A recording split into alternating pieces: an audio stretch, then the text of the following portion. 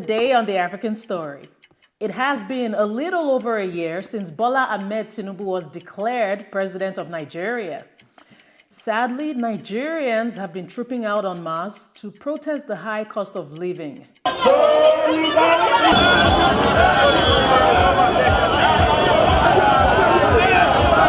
Yeah, but why are some citizens not interested in taking to the streets?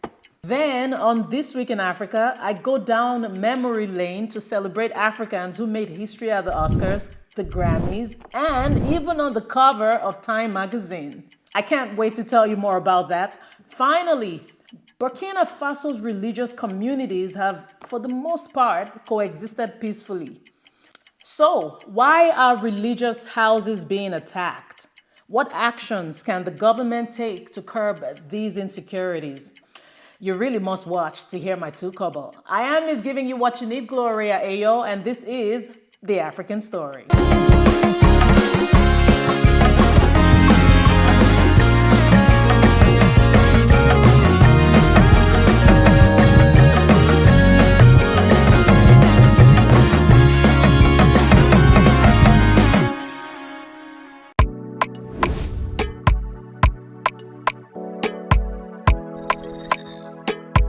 What is news in Africa? We begin with 10 headlines you might have missed from the past week. Controversy has surrounded the Ghanaian parliament following its passage of the anti-LGBTQ bill. The Ghanaian finance team is now warning against the bill, stating that it could lead to the World Bank cutting funding to Ghana. They're saying this move could cost Ghana as high as $3.8 billion. Ali Hassan Mwinyi, who transitioned from a school teacher to a politician and served as Tanzania's second post-independence president, passed away at the age of 98. In Chad, Yaya Dillo, a prominent critic of military leader Mahamat Deby, was killed in a shootout with security forces. His death follows accusations by the government that he was responsible for a deadly attack on the country's security agency, a claim he had denied. Zambian President Hakainde Hichilema declared the country's severe drought a national disaster and emergency. He stated that the drought has significantly impacted food production and electricity generation, complicating the country's recovery from a recent deadly cholera outbreak that's occurring in southern Africa. In Nigeria, Binance Holdings denies discussions with the Nigerian government about a reported $10 billion fine, contradicting an earlier statement by Bayo Ononuga, an advisor to the Nigerian president. Ononuga claims his comments were misinterpreted, stating that the fine was just a possibility, not a certainty.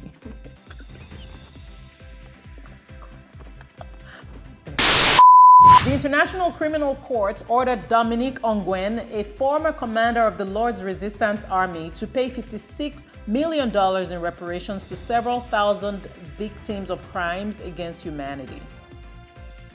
Good for them! Officials in Burkina Faso have disclosed that approximately 170 people were killed in assaults on 3 villages, but they didn't specify the perpetrators.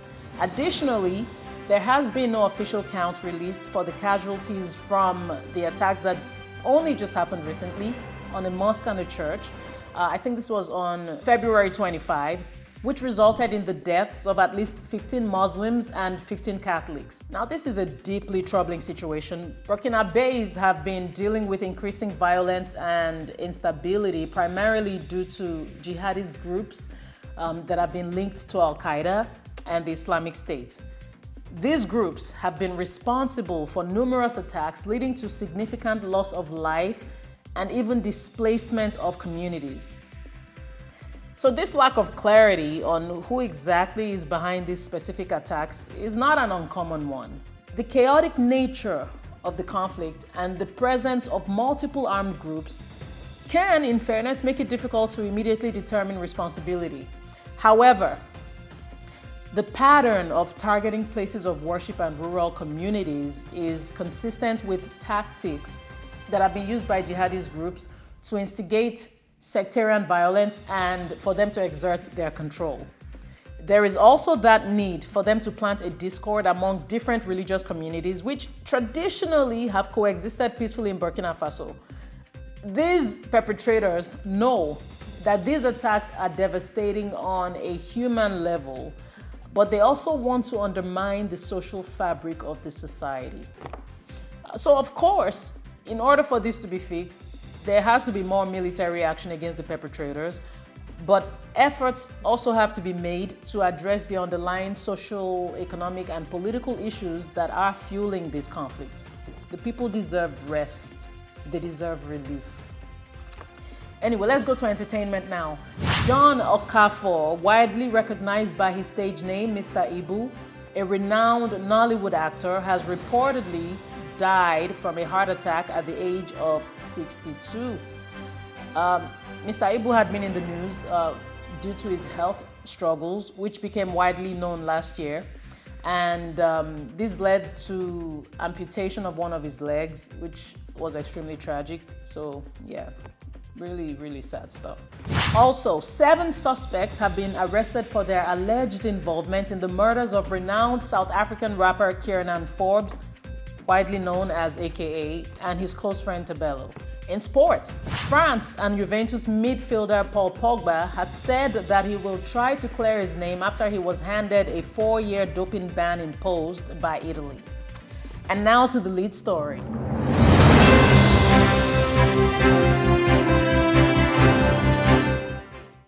Let's shift focus now. Economic conditions in Nigeria are dire. A report says that Nigerians are struggling to sustain their livelihoods. Majority of the population is skipping meals and protests have risen over rising prices. Okay, so it is no longer news that protests have been making global news. And God, you see this conversation about the state of the economy, among other things, is one that I try to run from. God knows, I really be trying to, I don't want to just talk about this stuff like every time. Every now and then I like to address it, but there are times I just stay away from it. But there were 2 things that let us know that this was not going to work out well. Not because anybody is wishing for Nigeria not to thrive. No, that's not the point.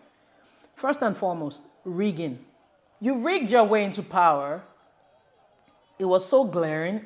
And those who justified that rigging, how did you expect it to turn out? And when you tell a lie 1,000 times, it starts to sound like the truth.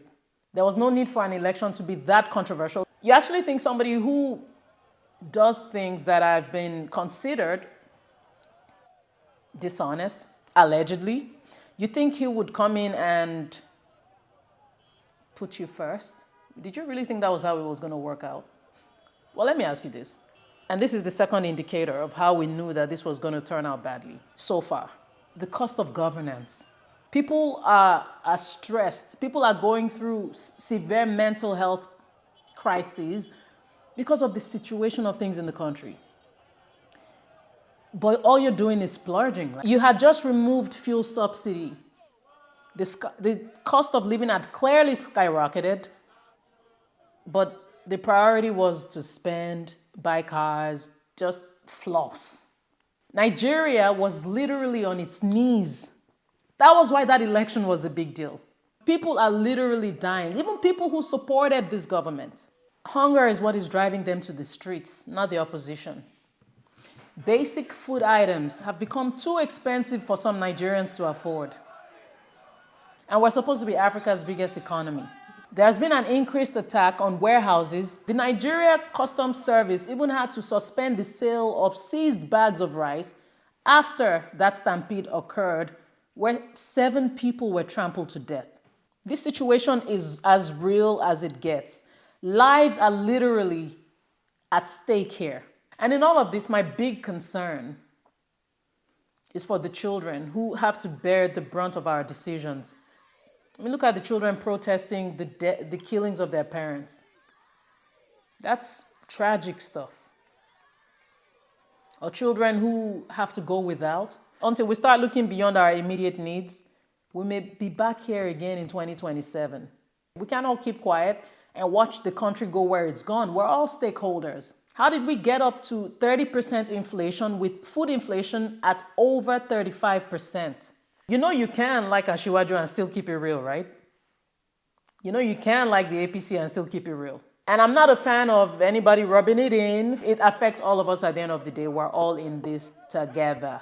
Things got really bad after February 25. That was the bad omen that we all needed. But I pray for the sake of the children, even for your sake, even you who endorsed the craziness of last year, I pray even for your sake that there is relief soon. And yes, I know we're all trying to get through 2024. And I may be asking this question a little too soon, but what will we do in 2027 during the next election? No, I'm not asking you not to like Tinubu, but in liking him, will you be fair and will you ensure that other people's rights are not trampled on? Think about it. This week in Africa, we will be celebrating major global figures who made their mark. In the meantime, feel free to share your 2 kobo on anything I have discussed so far in the comments below. It is The African Story. Love what you see? Do you want to see more? Then follow me on all social media platforms right now.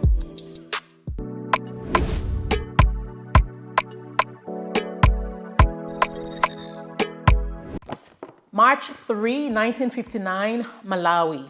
Britain imposes a state of emergency in Nyasa land. Britain imposes a state of emergency in Nyasa land, now known as Malawi, so as to stop violent protests. The protests were led by Hastings Kamuzu Banda and other political activists from the Nyasa Land African Congress. Now, why were they protesting, you may ask? Well, they were advocating for self-rule. The governor, Robert Armitage, declares the emergency, resulting in the arrest of Banda, other leaders, and over 100 party officials. Then, the Nyasa Land African Congress gets banned, and this leads to the detention without trial of over 1,300 people and the imprisonment of more than 2,000 people. Yikes. March 3, 1959, Kenya. The Hola Massacre. The Hola Massacre occurs at the Hola concentration camp, one of the concentration camps that was set up by the British to suppress resistance. 85 of these prisoners are marched outside and ordered to work, but dozens fall to the ground, refusing to work.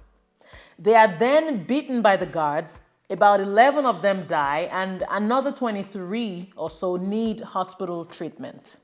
March 3, 2014, Lupita Nyong'o wins an Oscar. Kenyan-Mexican actress Lupita Nyong'o wins an Academy Award for Best Supporting Actress for her role in 12 Years a Slave. Alrighty then. When I look down at this golden statue, may it remind me and every little child that no matter where you're from, your dreams are valid. Thank you. March 6, 1968, Zimbabwe. 3 activists are executed.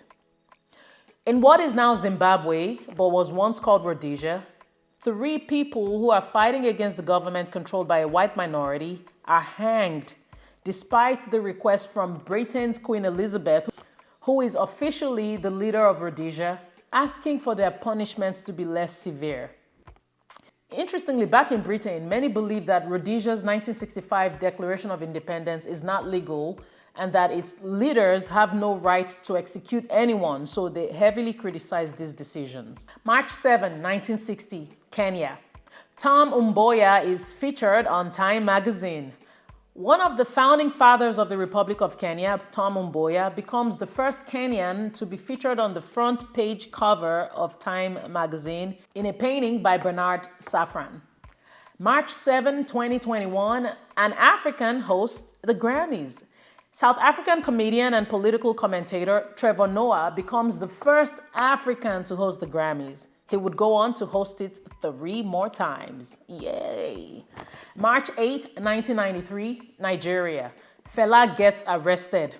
Again. Nigerian singer Fela Kuti is arrested again on suspicion of murder. Fela and 4 members of the Africa 70 organization were arrested for murder. The charges would later be dropped, and prior to that, he had been arrested in January of the same year for allegations of murder, but those charges were also dropped. But I want to paint the picture for you very quickly, just so you see the backdrop. Fela, being an activist against a military regime that was corrupt in Nigeria, was certainly taking its toll, especially during the rise of dictator Sani Abacha. So yeah, things were happening. March 9, 1841, the United States versus the Amistad case. The U.S. Supreme Court decides in favor of the Africans aboard a slave ship known as the Amistad. These Africans had staged a successful mutiny to get their freedom as they were being transported to a Caribbean plantation. The U.S. rules that since they had been kidnapped and transported illegally, they had never been slaves. The court orders their release, so 35 survivors are returned to their homeland, but there were initially 53 of them aboard the ship. Sadly, the others died at sea or while in prison as they awaited trial. March 9, 2011, Morocco. King Mohammed VI revises the constitution. King Mohammed VI announces a broad revision of Morocco's constitution, and this is to boost democracy amid the turmoil in the Arab world. Now, this was around the time of the Arab Spring, and you can see him in a rare speech on radio and TV, where he also talks about a referendum for Moroccan voters.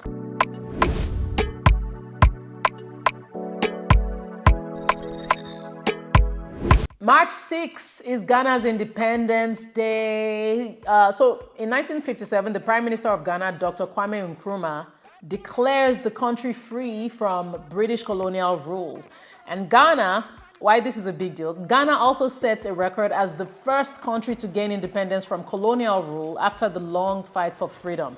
So, as a result, Ghana celebrates its independence every year on March 6. Congratulations, Ghana. Now to some interesting holidays. World Wildlife Day is celebrated every year on March 3rd. Of course, Africa has to be a huge part of this celebration. This holiday celebrates wild animals and plants, and we get to appreciate how beneficial they are to us. We're also reminded of our responsibilities to our world and the life forms that we share this very beautiful world with. World Hearing Day is also held on the 3rd of March every year to raise awareness on how to prevent deafness and hearing loss. And it's also for promoting ear and hearing care across the world. The burden of hearing loss, unfortunately, is on the increase, especially in low-income countries such as African countries. So the need for urgent action to help prevent ear and hearing problems is a priority, especially because permanent hearing loss is actually avoidable. We can prevent it, so let's do what we can. Don't take your hearing for granted. Don't play with your ears. World Tennis Day is on March 4th. It is celebrated on the first Monday of March every year. Africa is catching up with the rest of the world in producing top-tier talent. There are some notable names who have set the standard, and there are others who are steadily helping put Africa on the tennis map. I love it. Here are 3 tennis players that really do stand out. Some of Africa's greatest tennis players are Ons Jabeur from Tunisia, Cara Black from Zimbabwe, and Johan Kriek from South Africa. World Obesity Day is on March 4. It is a holiday that encourages us to look at the root causes of obesity.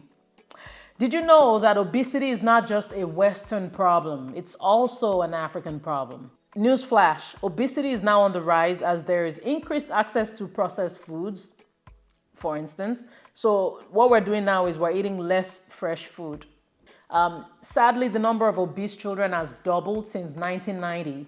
Oh, and this holiday also helps to tackle weight stigma. So those of you who love telling people how fat they are, you really need to stop. Those of you who like telling people how skinny they are, please stop doing that. In fact, let's not comment on anybody's weight. How about that? How about we just leave people alone? But I digress. International Women's Day is a global holiday that's celebrated annually on March the 8th. Issues such as gender equality, reproductive rights, violence, and abuse against women are at the forefront of this celebration. And I love that Africa also celebrates this holiday. It's a big deal. It's important. It's essential. Make sure you celebrate an African woman in your life. Congratulations to all African women. Finally, March is recognized as Endometriosis Awareness Month. The month of March sheds light on the inflammatory condition where endometrial tissue grows outside the uterus. Black women face challenges in receiving timely endometriosis diagnosis, and this is partly due to misconceptions within the medical community. So, sadly, Black women end up receiving poorer care. So we need awareness around this. Bloom 86 Media was the editor and technical director. Don't forget to like, share, subscribe, and share your 2-kobo on anything we've discussed. I truly love reading from you and I appreciate you tuning in. Until I come your way again, stay true, stay kind, stay beautiful. This is The African Story. Ow!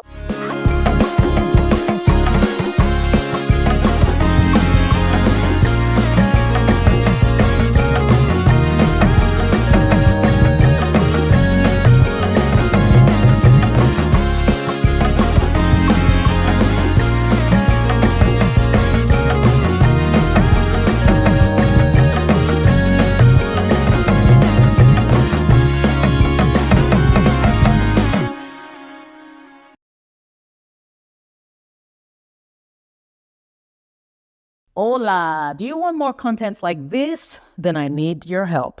You see that subscribe button? Yeah, it's right there, right under this video. All I need is a click. With your subscription, the algorithm becomes more favorable and it helps spread the word faster, and then I get encouraged to do even more contents like this. Get it? See? And please make sure you tell everybody you know to also subscribe. I truly, truly appreciate you. Keep it locked.